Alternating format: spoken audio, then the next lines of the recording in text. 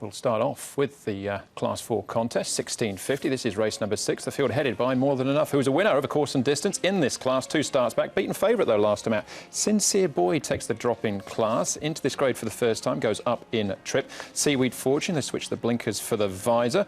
Good run, tough run behind Fearless Fire last time out. Chater Pins finishing 4th on his last 2 starts. Savvy Kingman coming out that same Fearless Fire. Seaweed Fortune 2nd. Savvy Kingman finishing in 3rd place. And down to All Best Friends, who's a winner in Class 5 over course and distance. A few starts back, and Like My Day from barrier number 2, I'd imagine Heel will be rolling forward. All right, that's the field for race number 6. We're going to have a look at the speed map for the 6th event as well. And as far as the pace is concerned, Mark, I think it's one of those last names that I mentioned, Like My Day, who might find his way to the front. I'd imagine so, Andrew, and he and Thunderstomp are horses that both like to race forward. There's nothing back in the field, Paul, that you can see troubling these two, and the tempo set up good, which should help a big horse like Savvy Kingman, who likes to just bowl along. Yeah, and he's got barrier 7, so he'll just want a little bit of pace on from Thunderstomp and Like My Day, so he can flick into that gap, as we can see there. Chater Pins has got back in a few of his runs, but he might be a little bit handier from barrier 10. He might have no choice but to go forward as well. Seaweed Fortune and Super Hong Kong are horses that do race well from the back, so they're likely to get back. Yeah, Seaweed Fortune started a long wide run and sustained it last time and nearly won the race. We'll see that very shortly, so I'm sure they'll ride him as something similar to last time, Andrew. All right, OK. Before we have a look at a couple of the key races ourselves, let's take off or have a look at one of the fancied runners. That's Savvy Kingman, and hear from his jockey, Joe Moreira. Joe, Savvy Kingman, you've ridden him a couple of times now. He's yet to win a race. What needs to happen for that to change? I just think he needs things to go his way. His last 2 starts, things didn't. At first, 2 starts ago, he was in front of the race. I was able to come across with him, and he got challenged from other horses, making sure the pace was a bit hot, so then he was a bit vulnerable at the finishing. And in the last race, he got horses get on his way, held him up. So he just needs things to go his way. Did he get the bit shuffled back last time out? Pretty much. Horses that actually had no much of a chance in the race end up being in front of him, and then getting him to be held up, which in my opinion that cost him the race. But he seems to be in a good form, very healthy and very straightforward kind of a horse. With a little bit of luck, he might be able to win this race.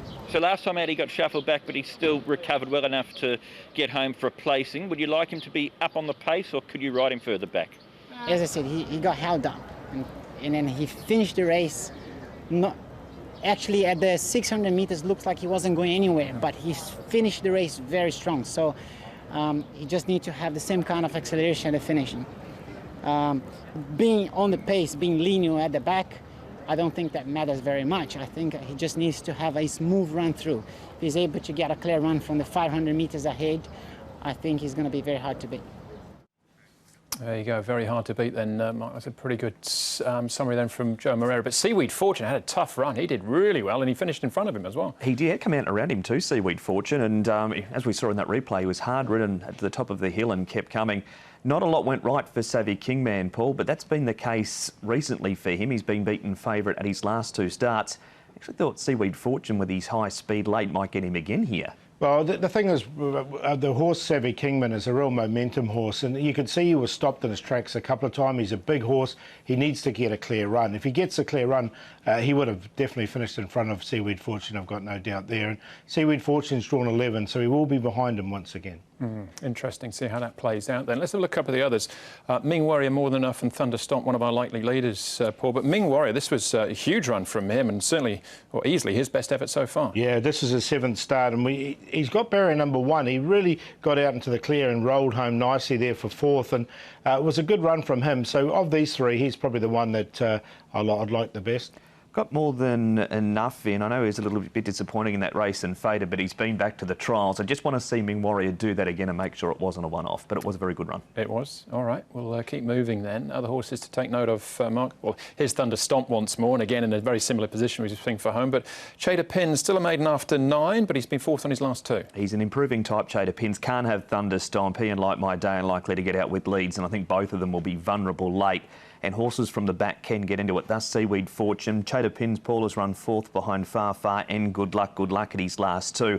He's definitely improved and appreciated the drop-in class back to Class 4. Yeah, he's definitely get in there, and he's just drawn awkward in 10, so he's going to be a little bit further back than I'd like, I think. But look, I've got him in on a minor line. OK, we'll go back here, Paul, to More Than Enough at the trial. So we just saw the race he was beaten in as favourite. Since then, he's had a little pipe opener on the all-weather. Yeah, and it wasn't a bad trial here on the all-weather. The thing with this horse is he just doesn't put them together in a row. I mean, he won, and then I thought he was very disappointing behind Bright Kid last time. I mean, the trial was good once again. It's just whether he can do it again with 133 pounds. I'm not so sure. He hasn't beaten much in that trial. He was given a pretty strong head out. Found a spot for him in the top throw in that win 2 starts ago, and the fact he did run away from them. But the horse he beat Lotus favourites in that trial hasn't done a lot on race day. OK, all right. Looks pretty open, this 6th event, though, Paul. At the moment, our favourite is actually Ming Warrior, so punters thinking that it wasn't a fluke. Yeah, but look, I'm going to go with Savvy Kingman here. I just thought, listening to Joe there, the big key with this horse is he needs his momentum, and if he gets that momentum and isn't stopped in his tracks, he's a big horse. I think he can just roll on and win. Seaweed Fortune was a good run. I've got him as the Quinella horse coming out of that same race. Super Hong Kong was a little bit disappointing last time, but prior to that, really caught the eye with a fast finishing run, and Chada Pins is slowly getting there, just drawn a bit awkwardly in barrier 10. So ended up with 7, 5, 9 and 6. Went the other way, Seaweed Fortune. He is drawn out in barrier number 11. He's going to go back from out there, but the anticipated speed in the race is going to suit him. Think he can sweep down the outside and trouble Savvy Kingman again. Well, just like the constant tempo of the big horse. 5 to beat 7, 1 more than enough to run third. He was good 2 starts ago, beating Regency Master. Then disappointing, trial was OK. And Chada Pins has found a home in class 4 and is an improving type. 5, 7, 1 and 6. We've all landed on the same 2 numbers. I've gone the same way as Paul, and actually, Savvy Kingman again. If he gets that clear, and it's the if, isn't it? But if he gets the clear run, I think he's the one to beat there. 7 and 5 for me.